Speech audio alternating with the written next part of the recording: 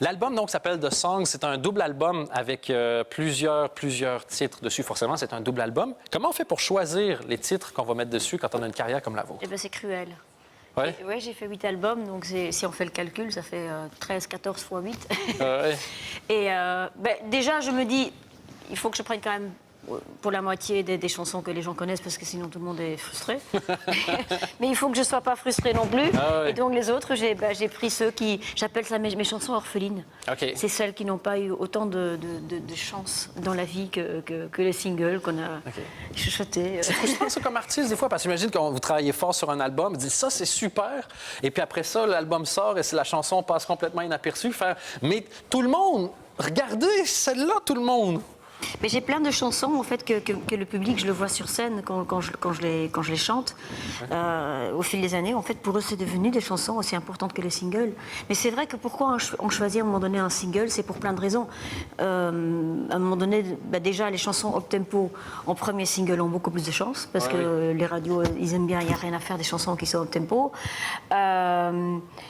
Et puis parfois, tu as prévu de sortir une chanson, et puis c'est simplement pas le moment parce que il y a les Twin Towers qui s'écrasent.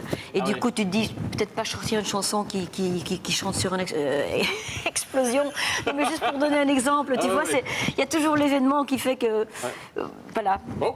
Ah, apparemment, on n'a pas le vrai? micro, donc voilà, deuxième micro. Bon. On est sûr de rien louper.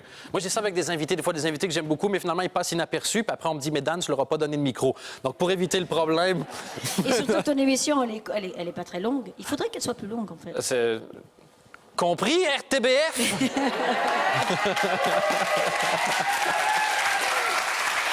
Le fait que ça soit des chansons acoustiques comme celle-là, est-ce que ça va changer la tournée? Est-ce que vous faites le même type de tournée? Vous allez faire des trucs un peu plus intimistes? On a fait déjà beaucoup de dates. On a commencé début de l'année.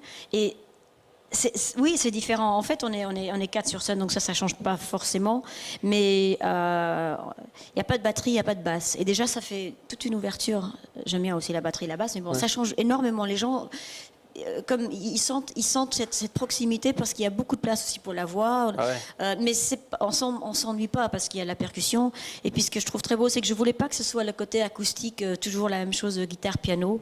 Donc comme j'ai beaucoup de cuivre sur mes albums, mais même aussi j'ai un cuivre sur scène, mais qui joue les arrangements de cuivre que j'ai sur mes albums, mais il joue aussi les arrangements de violon ou d'autres. Donc donc ça donne une autre dimension. Exact. Et c'est super musical et c'est...